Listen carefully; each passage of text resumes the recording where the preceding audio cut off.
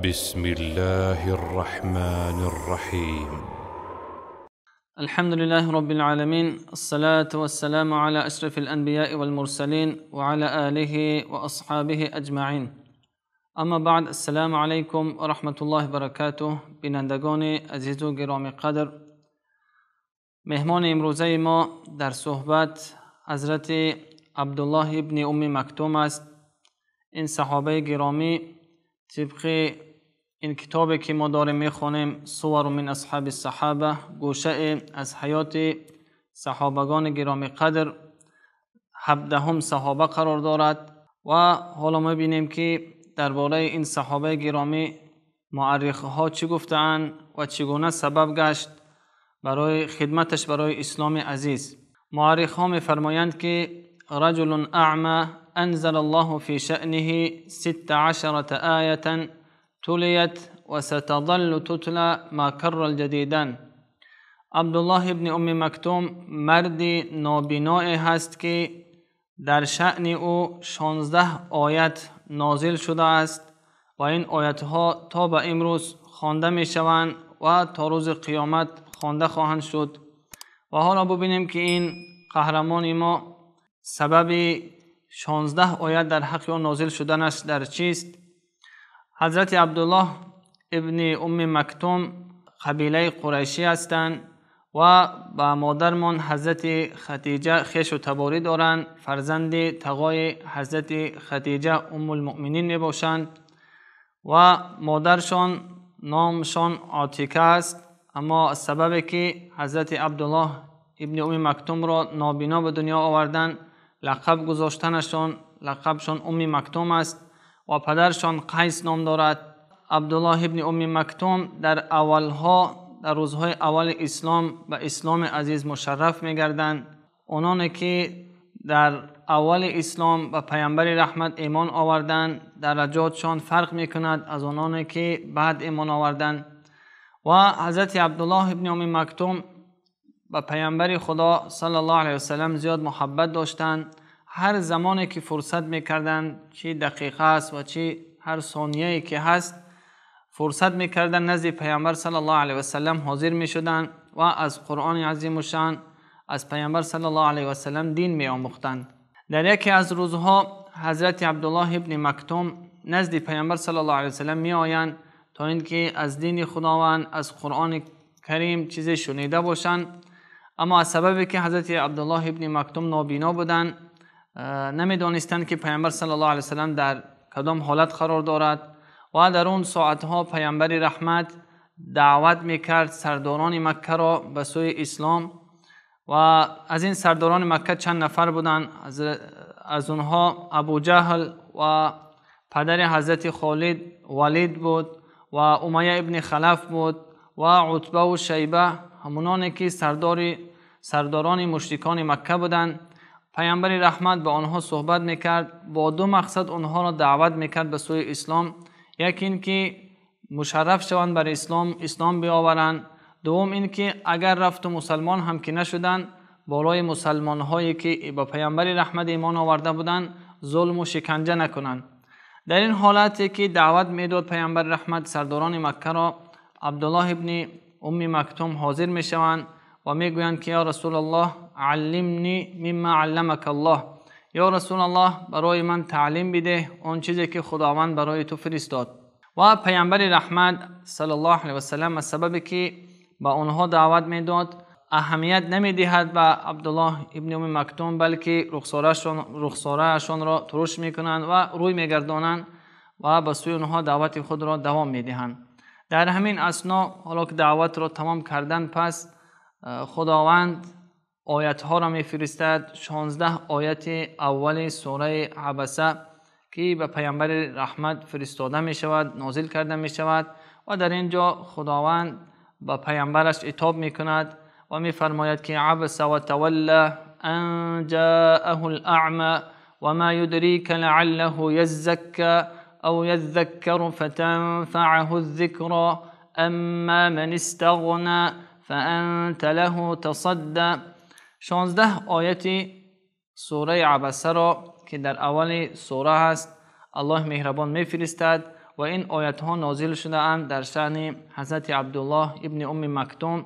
این آیت ها بزرگی حضرت عبدالله را نشان میدهند که خداوند در شأن او این آیت ها را فرستاد. ولی این آیت ها چنین شروع می شود که ای پیامبر تو رخساره‌ات را ترش کردی و روی گردانیدی، در حالی که نزد تو یک نابینای عبدالله ابن مکتوم حاضر شده بود و میل را به سوی مشرکان مکه، به سوی سرداران مکه کردی و به سوی عبدالله ابن ام مکتوم یعنی میل نکردی.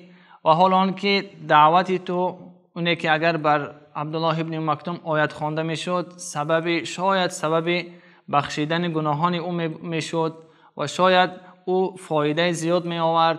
از این آیت های کریمه فهمیده می شود که الله مهربان در علم ازلی خود می دانست که دعوت پیامبر به سوی سرداران مکه، همونانی که در آنجا قرار داشتند، قدر و قیمتش کمتر است از آنی که به عبدالله ابن ام مکتوم که نابینا بودند و ایمان آورده بودند به این دعوت داده می شد، افضلیت داشت، بهتر بود.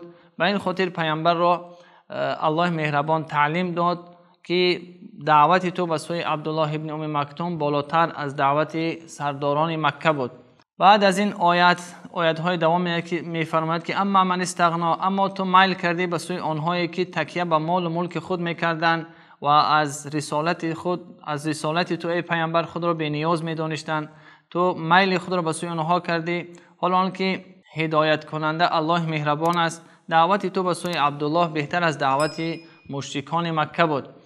خلاصه که این آیت بزرگی حضرت عبدالله ابن ام مکتوم را نشان می‌دهد و دیگر فضیلتی که عبدالله ابن ام مکتوم داشتند که پیامبر رحمت را زیاد دوست می‌داشتند. دوستان عزیز، اشاره به همین نقطه باید هر یک من و شما این تعلیم را به خود گرفته باشیم که مسلمان باید دوستدار اهل علم باشد، همچنانه که حضرت عبدالله ابن مکتوم را ببینیم که دوستدار پیامبر صلی الله علیه و سلم بودند.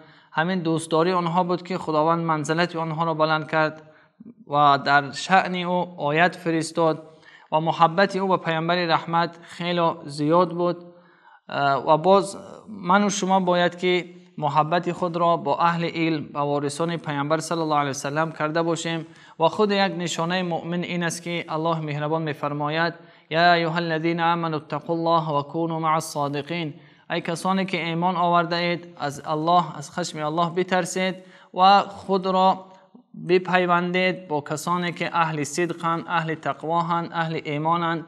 و خدای نکرده انسانی که با نفرانی که از خداوند دورند، با نفرانی که انسان را از ذکر خداوند دور میکنند، با آنها پیوستن را شریعت الهی منع میکند، مگر که اگر انسان به خاطر دعوت راه راست، راه صراط المستقیم با آنها دعوت داده باشد.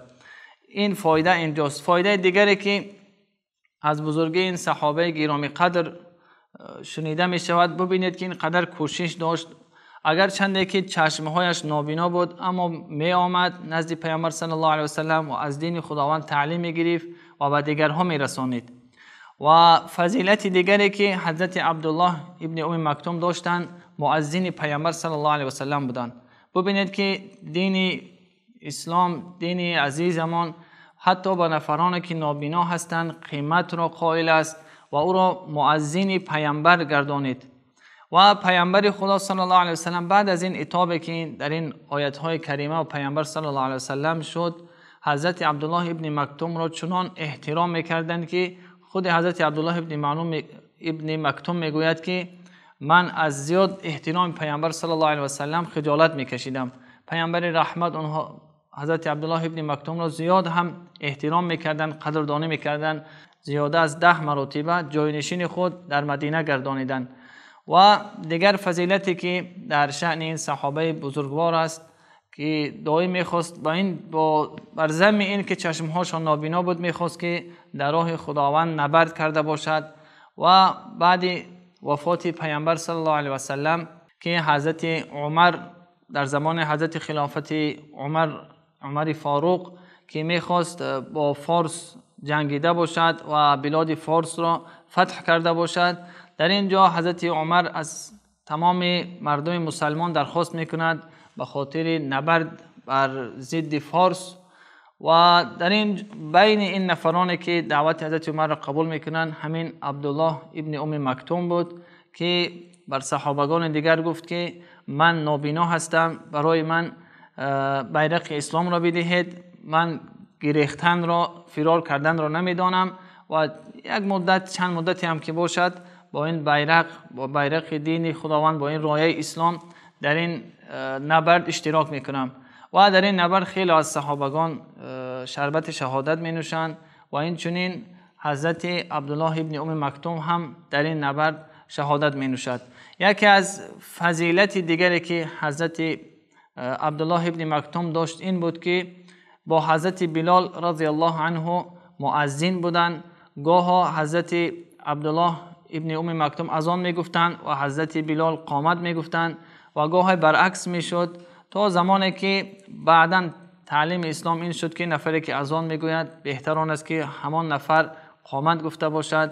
و فضیلت دیگر این که در ماه مبارک رمضان حضرت بلال اذان اول را میگفتند که مردم برای سحور از جا برخاسته باشند و طعام تناول کنند و حضرت عبدالله ابن مکتوم اذان دوم را میگفت، اذان نماز را، که مردم از خوردن باز ایستند. این فضیلت های بود که حضرت عبدالله ابن ام مکتوم داشتند.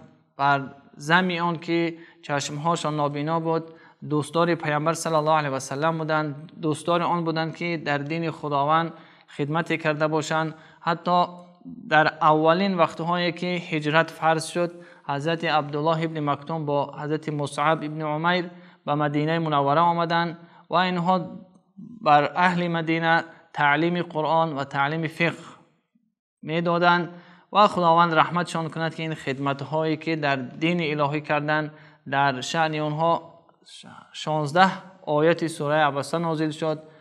و ببینید که بزرگی این صحابه گرامی را که بر ذمه این که چشمهاشان نابینا بود، اما خداوند برای آنها این نعمت اسلام را ارزانی داشت و یکی از صحابگان گشت که پیامبر رحمت او را دوست می داشت و قدر می کرد.